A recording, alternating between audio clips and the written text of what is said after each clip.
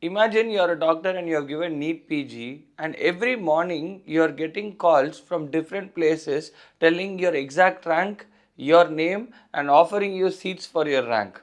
This is what is exactly happening for the 1.38 lakh people who have given NEET PG this year. Let's uncover what has happened, how this data of your name, your address, your parents' name, your rank has leaked to everyone such that every day you're getting calls regarding which college is available for you. So now let's look into this. Now the data has leaked, but when you look into it, they are advertising it openly. That is, this data sheet is available. First, they give a trailer sheet. This trailer sheet has around 201 names in it, and these 201 names have their names, their roll numbers, their rank in them, and they are selling it openly for a mere 3000 rupees. That is data of 1.38 lakh people with their roll numbers, rank, and name is being sold for 3000 rupees. And if you want this rank state wise, they are selling it for 15,000 rupees. See, this is a major breach of data, because if private companies get hold of this data, they will easily call the candidates who are already anxious whether which college they are going to get a seat, for their rank, what college they are going to get.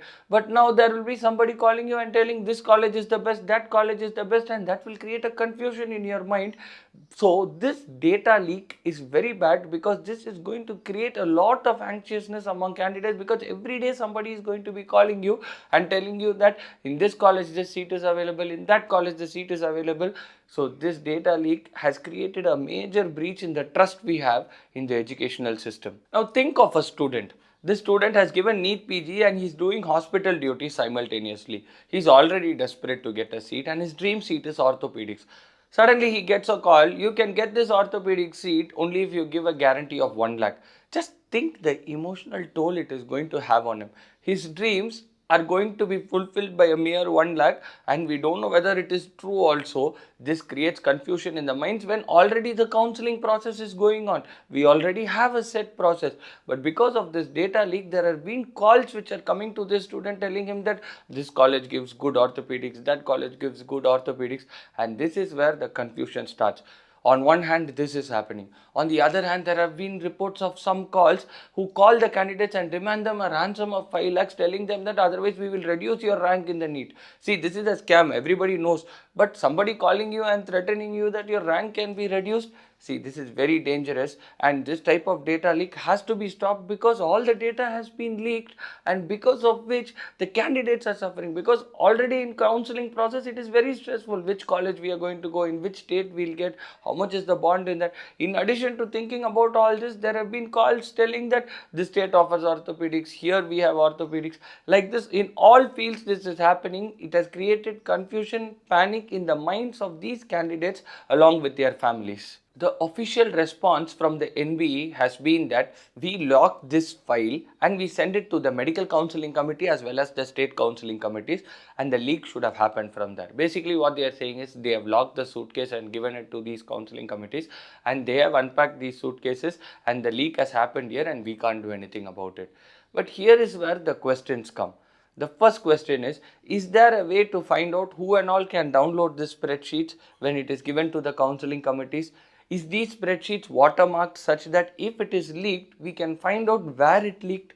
And the third question which comes to everybody's mind is, why wasn't a forensic audit announced the moment this data leak happened? Only after the media gained traction, everything was set in place saying that actually this leak happened, but till then there was no noise about it.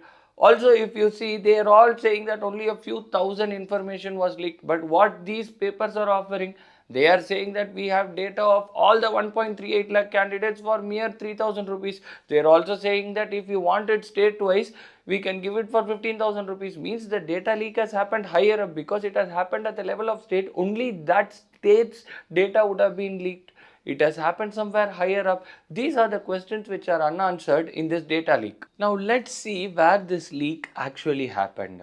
See, most probably what everybody is saying is the data would have been sent from NB, and because these leaks have something called as the state eligibility, the leak could have happened somewhere in the Medical Counselling Committee or some state counselling area.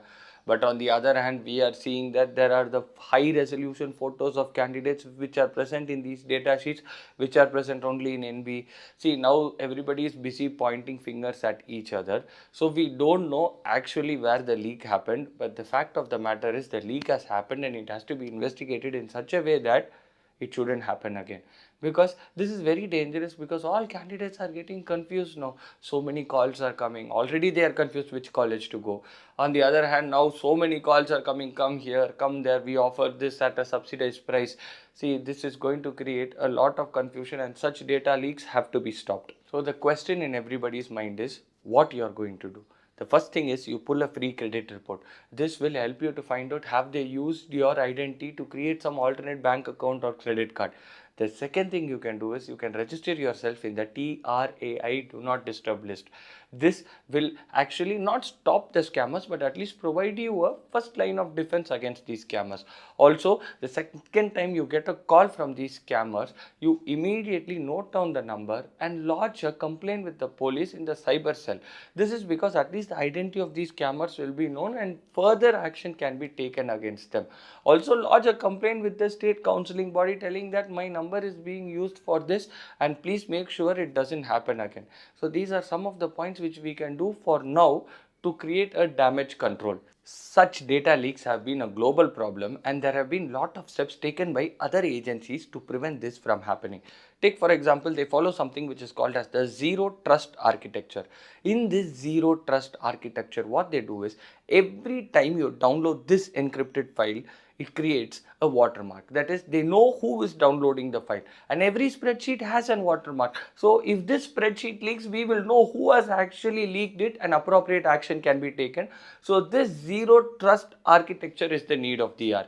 Also, the second thing which we can do is the NBE can actually increase the exam fees a little and add it in separate for this data encryption in such a way that if this data leaks, the candidate must receive some amount of compensation. What this will do is this will make the exam bodies be a little more careful in making sure that this data leak doesn't happen, and also prolonged legal battles can be avoided. The third thing which they can do is create separate roll numbers and separate counseling IDs. This will prevent, even if the data is leaked, they will not know who is which candidate. So creating separate IDs of roll number and counseling ID will also help us to prevent these problems, because these problems have been reported regularly in various parts of the world, and it is actually distressing for the people who are part of this counseling. So the data has been leaked, and we should make sure that it doesn't happen again. So appropriate legal norms should be made to make sure that these data leaks never happen again, because it is creating huge strain in the minds of all candidates, and this thing has to be addressed by the National Board of Examinations to make sure that this doesn't happen again. Do like, share and subscribe me for more interesting videos.